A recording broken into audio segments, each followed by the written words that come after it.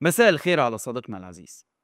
سقط بشار الأسد المجرم قاتل شعب، ومعاه سقطت أسوار وأبواب سجونه ومعتقلاته سيئة السمعة اللي سمعنا عنها شهادات من معتقلين قبل وبعد تحريرها.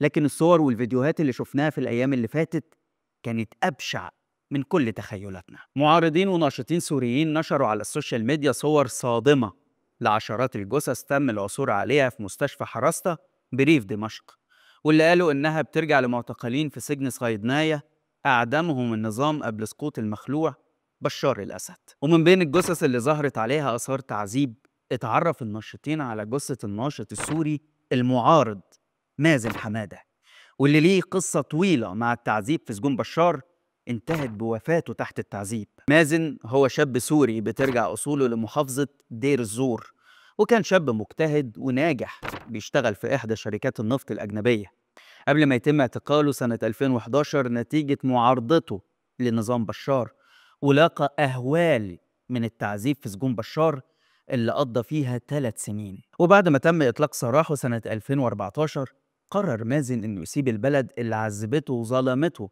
زي آلاف أو ملايين السوريين اللي زيه، وقرر إنه يسافر لدولة هولندا ويقدم لجوء هناك، وبالفعل حصل عليه. لكن مازن اختار إنه ما يسكتش ويفضح نظام بشار ومعتقلاته، وخرج في أكتر من لقاء يحكي أهوال التعذيب اللي شافها في السجن، وقدم شهادته أمام عدسات وسائل الإعلام وفي الأفلام الوثائقية والمؤتمرات، وحكى عن المعتقلين والمختفين قسريا في سجون الأسد، وشرح فيها ظروف الاعتقال والتعذيب الوحشية والمسالخ البشرية الموجودة في السجون، وكمان ساهم في إجراءات دولية لمحاكمة نظام الأسد. وعشان تعرف قد إيه التعذيب اللي تعرض ليه مازن في فترة اعتقاله الأولى، شوف معايا الفيديو ده لما المذيعة سألته عن شعوره تجاه اللي عذبوه. في الله بيحسبه، في قضاء بيحسبه. راح أسعى إلا ما أجيبه مع المحكمة وآخذ حقي بالقانون، حقي وحق رفقاتي اللي قتلوا. لو بتكلفني حياتي بدي لاحق ولا بجيبه مع القضاء. دموع مازن وردة فعله كانت كفيلة إنها تغني عن أي شهادة ممكن يحكيها، وعشان كده أطلق النشطاء عليه بعد شهاداته لقب الميت المتكلم بسبب تعبير وشه الجندة والحزينة وآثار التعذيب اللي باينة على حالته النفسية. وبعد 4 سنين عاشها مازن في هولندا، رجع لسوريا سنة 2020 بخطوة محدش قدم ليها تفسير لحد دلوقتي. هل تم استدراجه من قبل مخابرات نظام بشار؟ هل تم الضغط عليه بحد من أهله؟ هل خد تطمينات من النظام؟ هل حالته النفسية أثرت على قراره؟ محدش يعرف. لكن للأسف تم اعتقاله وإخفاؤه قسريا فور وصوله مطار دمشق، واختفت أخباره من وقتها لحد ما لقوه ميت من التعذيب بعد سقوط بشار في مستشفى حراسته. بنت أخته جود حمادة أكدت إن جثمان خالها مازن كان في مستشفى حراسته من أسبوع، وكتبت على فيسبوك: لو كان بإمكانك أن تتحمل هذا الأسبوع فقط يا حبيبي، وداعا مازن، وداعا أيها الصادق، وداعا أيها النبيل. ربنا يرحم مازن ويصبر أهله وأصدقائه ويلهمهم الصبر والسلوان، وأكيد منتظرين محاكمات عادلة للقتلة في سوريا الجديدة. مازن ما كانش الوحيد اللي تعذب سنين في سجون بشار، في غيره كتير ليهم قصص وحكايات هنقولها مع بعض في الحلقة. قصص المعتقلين والتعذيب في سوريا ذكرت المصريين بمصير المعتقلين في سجون السيسي اللي بيعانوا من أزمات كتيرة، وكل يوم والتاني نسمع عن أحد المعتقلين فقد حياته نتيجة الإهمال الطبي. ليه السيسي وبشار بيعذبوا المعارضين لحكمهم بالوحشية دي؟ وهل هيجي يوم ونفرح بخروج المعتقلين السياسيين من سجون السيسي؟ ده اللي هنعرفه مع بعض في حلقة النهاردة. أنا عبد الرحمن عمر، وده برنامج الحكاية.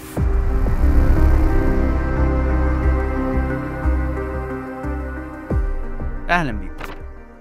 سنة 1978 تم البدء في إنشاء سجن صيدناية بعد ما صدرت الحكومة السورية الأراضي من أهالي المنطقة وخصصتها لوزارة الدفاع لبناء السجن، واللي استمر بناؤه من سنة 1981 لسنة 1986، ووصل أول المعتقلين ليه سنة 1987. سجن صيدناية بيقع على مرتفع جبلي في منطقة بتحمل نفس الاسم، وده اللي مخليه محاط بطبيعة هادية بتتناقض بشكل صارخ مع الرعب اللي بيحصل داخل أسواره. السجن اتبنى بتصميم مدروس على شكل دائري يشبه القلعة عشان يكون محصن ضد أي محاولة للهروب أو التمرد، ويوفر سهولة أمنية في السيطرة على السجناء. السجن في بداياته كان مخصص لاستقبال العسكريين المتهمين بقضايا جنائية أو مخالفات عسكرية، ومع مرور الوقت بدأ استخدامه لاحتجاز المعتقلين السياسيين، خصوصا في فترة الثمانينات اللي شهدت مواجهات بين النظام السوري والمعارضة زي جماعة الإخوان المسلمين. السجن بيضم غرفتين معروفين باسم غرف الملح، تم افتتاحهم سنة 2013،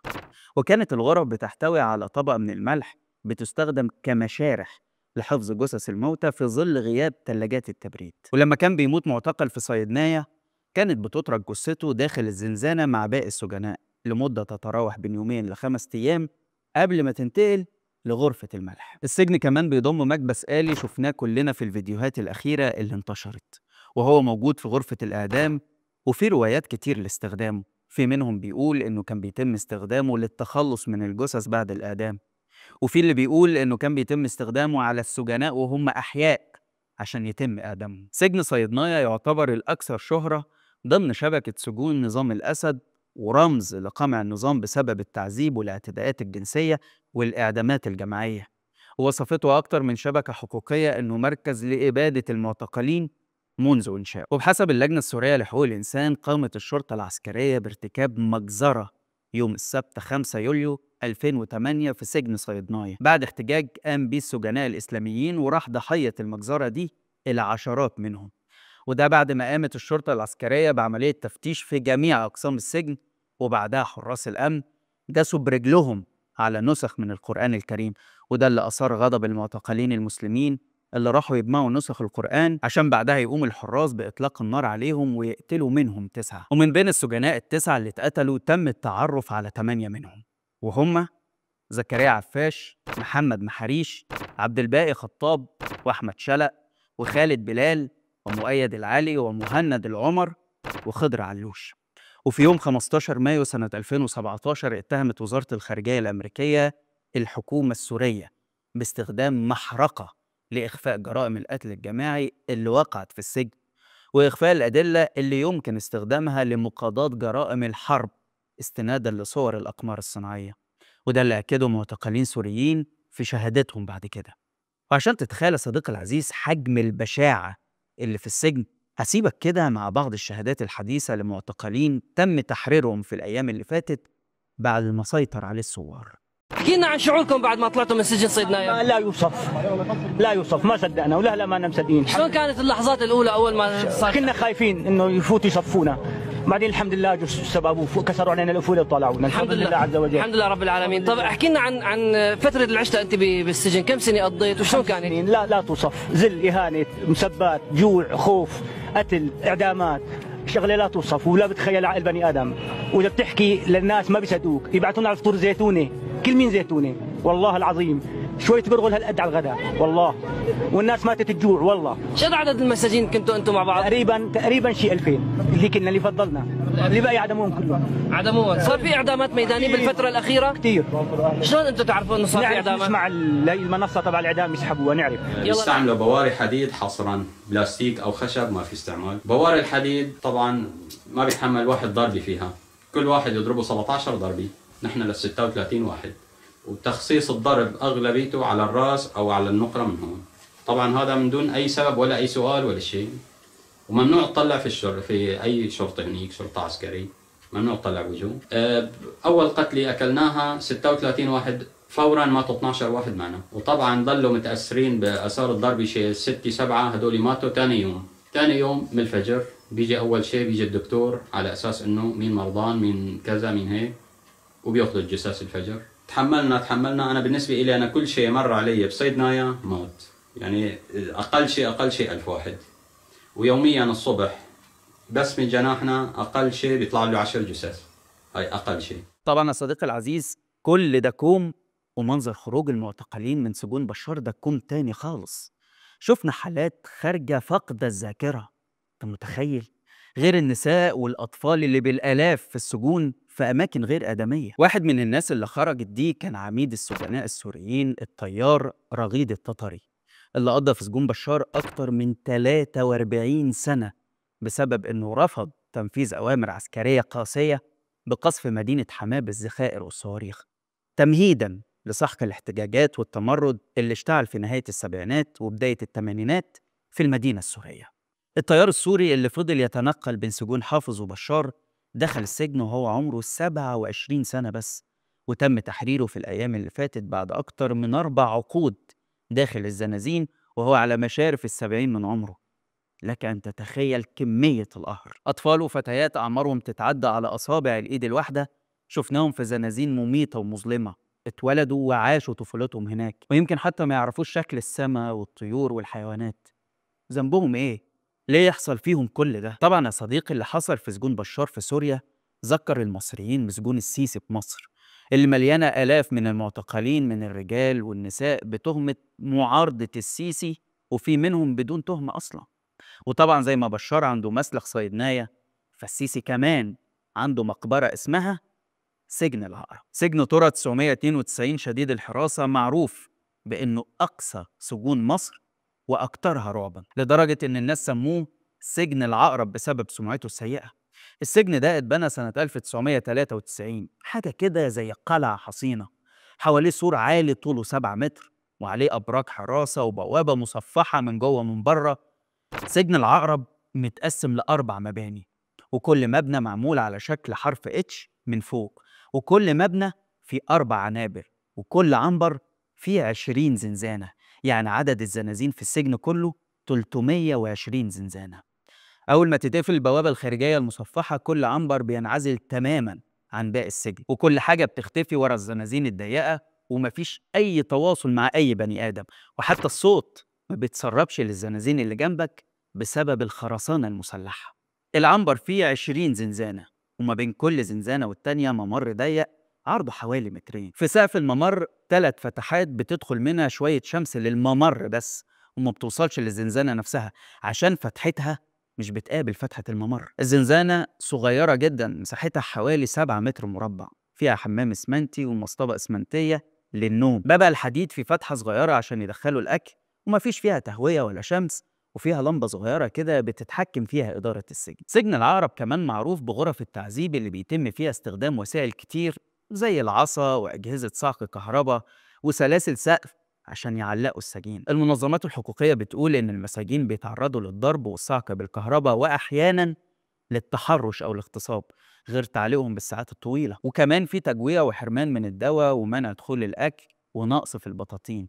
كمان منع الزيارات العائلية بيعتبر جزء من التعذيب، وأهالي المعتقلين بيعانوا جداً عشان يشوفوا قرايبهم، ولو سمحوا لهم الزيارة بتحصل في غرب وجهات زجاجية، والكلام بيتم عن طريق التليفونات. وفي مصر برضه يا صديقي خرجت شهادات كتير عن التعذيب في السجون وأقسام أمن الدولة، في منهم اللي فقد حياته. وكلنا فاكرين الشاب محمود الأحمدي اللي اتحاكم بتهمة اغتيال النائب العام، وخرج قصاد كاميرات التلفزيون وهو بيقول للقاضي إنه اعترف تحت التعذيب وخد كهرباء تنور مصر كلها. حضرتك اديني قدام الناس اللي قدامك المتصاعد وقعدني مع اي وقت اختاره ساعه كهرباء، هخليه يقول لك انا جبت السبب. ساعه احنا اتطعمنا كهرباء، معانا كهرباء تقضي الناس لمده 20 ساعه 20 سنه. ورغم شهادة الشاب محمود وزمايله بتعرضهم للتعذيب على ايد ضباط امن الدولة، الا ان سيادة القاضي ما فرقش معاه وحكم على محمود وزمايله بالاعدام،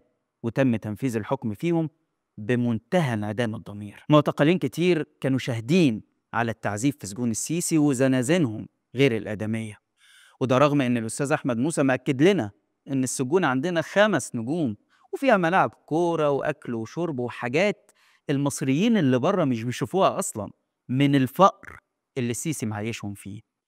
بالمناسبة عندهم في العنابر بتاعتهم كل عنبر فيه تلفزيون. ايوه كل عنبر فيه تلفزيون، وبيتابعونا، بيتابعوا برامجنا وبيتابعوا الكورة وبيتابعوا الماتشات.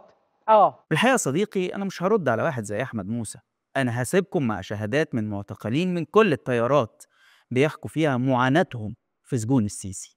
لا تفتح عليا باب الزنزانة إلا ثواني أستلم فيها الأكل، وبعد الأكل يحدفوا لي من فتحة في البتاع دي، حتى ما يكلفش نفسه إنه يفتح الباب عشان يسلمني الاكل. فمثلا كان في واحدة من اللي قابلتهم في سجن الأبعدية في دمنهور، هي كانت سايبة طفلتين وكانت حامل وقت الاعتقال، وكان ظروف اعتقالها قاسية جدا جدا. هي كانت في زنزانة انفرادية من غير حمام، وقعدت في هذه الزنزانة طول فترة حملها حتى تركوها لحد ما وضعت طفلتها، وضعت بنتها داخل هذه الغرفة. يعني أشياء لا تصدق وقصص لا تروى ومعاناة ما حدش يعرف عنها حاجة. طيب ليه بشار والسيسي بيعذبوا الناس في السجون بالوحشية دي؟ الحقيقة إن ده حال الطغاة والدول اللي بتعيش تحت الديكتاتورية، لأنهم بيكونوا فاكرين إنهم بالطريقة دي بيحافظوا على حكمهم لفترة طويلة، ولأنهم شايفين أي صوت حق هو خطر بيهدد دولتهم ولازم يقضوا عليه. وكمان دي رسالة ترهيب لباقي الشعب، إن اللي هيفكر يعارض النظام هيكون مصيره في العقرب ولا صدنايا يشوف الأهوال هو وأهله.